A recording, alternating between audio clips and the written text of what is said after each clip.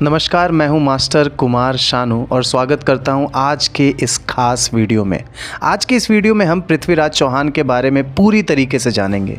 उनका जन्म, उनका बचपन, वे राजा कैसे बने, साम्राज्य उनका कैसा था, कितने वर्षों का शासनकाल रहा, उस समय में उनकी सोच क्या थी, उनकी क्या क्या खास बातें थी, उनके दूसरे राजाओं के साथ कैसे संबंध थे, उन्होंने कितने जंग लड़े और उनके मृत्यु से जुड़े हुए जो भी रहस्य हैं, इन सारे रहस्यों से हम पर्दे उठाएंगे आज के इस वीडियो में।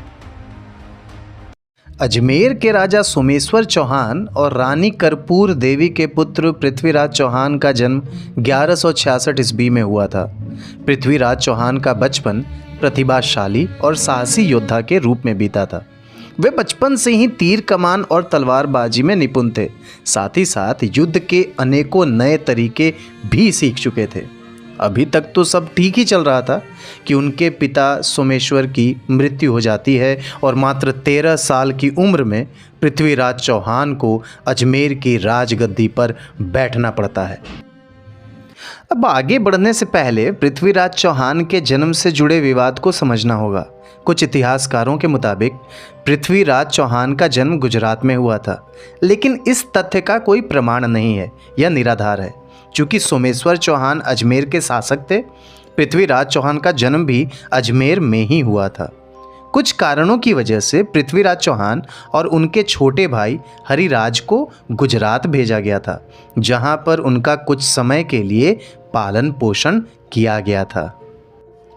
पृथ्वीराज चौहान ने अपने बाल्यकाल में ही एक खास तरह की विद्या भी सीखी थी और वो थी शब्द भेदी बाण चलाने की कला। सबसे पहले ये जानते हैं कि ये कला होती क्या है। आप ऐसे समझो कि खुली आंखों से देखकर निशाना लगाना सीखने में शायद ज़्यादा परेशानी ना आए और ज़्यादा समय भी ना लगे। अब मान लो कि आपकी आंखों पर पट्टी बंधी हो और किसी खास जगह से आवाज़ को सुनकर उस पर निशाना साधने की कोशिश करना, ये कितना कठिन कला है, इस बात को आप खुद प्रयोग करके समझ पाएँ शायद। और इस कला में भी पृथ्वीराज चौहान ने महारत हासिल की थी। आगे बढ़ते हुए आइए अब हम पृथ्वीराज चौहान के साम्राज्य के बारे में जानते हैं। पृथ्वीराज चौहान का साम्राज्य मुख्य रूप से वर्तमान के राजस्थान, हरियाणा, दिल्ली और उत्तर प्रदेश के कुछ हिस्सों तक फैला हुआ था। उनकी राजधानी अजयमेरू थी, जिसे आज हम अजमेर के नाम से जानते हैं। और जैसा कि पहले बताया था, पृथ्वीराज चौहान का जन्म भी यहीं हुआ था। दूसरे तरीके से कही जाए तो उनका साम्राज्य पश्चिम में सतलुज नदी से लेकर के पूर्व में बेतवा नदी तक और उत्तर में हिमालय की तलहटी से लेकर के दक्षिण में माउंट आबू की तलहटी तक फैला हुआ था। और सबसे खास बात यह है कि इतने बड़े साम्राज्य का विस्तार उन्होंने खुद के दम पर किया था। अब आइए हम जानते हैं कि उन्होंने अपने जीवन में कितने युद्ध किए और उसका क्या परिणाम रहा। हम्मीर महाकाव्य के अनुसार इस हिंदू राजा ने मात्र 7 युद्ध किए। पृथ्वीराज प्रबंध के अनुसार 8 युद्ध। वहीं पृथ्वीराज रासों में उनके राजकवि चंदबरदाई ने 21 युद्धों का जिक्र किया है। वहीं दूसरी तरफ मुस्लिम स्रोत केवल 2 लड़ाइयों का जिक्र करते हैं, तराइन का प्रथम युद्ध और तराइन का द्वितीय युद्ध। यहाँ तक कि तराइन में उनकी हार को भारत की इस्लामी विजय में एक ऐतिहासिक घटना के रूप में देखा जाता है। पृथ्वीराज चौहान की सोच बहुत दूरदर्शी थी। अपने क्षत्रिय अर्थात रक्षा धर्म को निभाते हुए उन्होंने हिंदुस्तान की रक्षा की है। इस बात को बेहतर तरीके से समझते थे कि कोई भी बाहरी आक्रमणकारी उत्तर पश्चिम के मार्ग से ही हिंदुस्तान की सरजमी पर आक्रमण कर सकता है। इसलिए उन्होंने उस इलाके में अपनी पकड़ मजबूत रखी। लेकिन जब अपने ही लोग गद्दारी पर उतर आए तो मजबूत से मजबूत साम्राज्य की नींव हिल जाती है।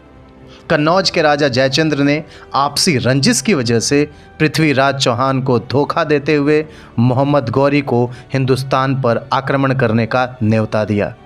1191 के तराइन के युद्ध में इस हिंदू सम्राट ने मोहम्मद गौरी को धूल चटा दी और यहाँ तक कि बंदी बनाने के बावजूद भी जिंदा छोड़ दिया था। लेकिन 1192 के युद्ध में पृथ्वीराज चौहान हार गए। उन्हें बंदी बनाया गया और गौरी उन्हें अफ़गानिस्तान ले गया और वहीं पर उनकी मृत्यु हो जाती है। हिंद का शेर गद्दारों की भेंट चढ़ गया था। तराइन का प्रथम और द्वितीय युद्ध की पूरी जानकारी हमने दी है अपने पहले की वीडियोस में, जिसका लिंक डिस्क्रिप्शन में दिया हुआ है, आप वहां जाकर पूरे डिटेल में देख सकते हैं। पृथ्वीराज चौहान की मृत्यु भी विवादित है। इस बात से जुड़े हुए दो तथ्य हैं। पहला, पृथ्वीराज चौहान तराइन की दूसरे युद्ध में पराजित हुए और युद्ध के मैदान में वीर गति को प्राप्त हुए। यदि यह तथ्य सही है तो फिर पृथ्वीराज चौहान की समाधि अफगानिस्तान में कैसे है? दूसरे तथ्य के मुताबिक जब हिंद के शेर को अफगानिस्तान ले जाया गया तो एक दिन मोहम्मद गौरी ने पृथ्वीराज चौहान को अपने शब्दभेदी बाण चलाने की कला को प्रदर्शित करने को कहा। तब हिंदू राजा मान गए और उन्होंने अपनी कला का प्रदर्शन किया। इसी प्रदर्शन के दौरान उन्होंने मोहम्मद गौरी को मार डाला और इसके पश्चात हिंदू राजा और उनके राजकवि ने एक दूसरे को मार डाला। लेकिन इस तथ्य में सिर्फ आधी ही सच्चाई है। मोहम्मद गौरी को पृथ्वीराज चौहान ने नहीं मारा था। मोहम्मद गौरी की मौत 1206 में खोखरों से लड़ते वक्त एक तंग दर्रे में हुई थी। फिर भी दोस्तों सवाल वही है कि आखिरकार पृथ्वीराज चौहान की मृत्यु कैसे हुई? मोहम्मद गौरी ने पृथ्वीराज चौहान को प्रताड़ित करके अपनी कैद में मार डाला था। सारे सबूत और सारे तथ्य इसी बात को प्रमाणित करते हैं। तो ये थी पृथ्वीराज चौहान से जुड़ी हुई पूरी जानकारी। आगे की वीडियोस में हम और भी दूसरे पहलू पर बात करेंगे। तब तक के लिए दीजिए इजाज़त। बहुत बहुत धन्यवाद। जय जय श्री राम।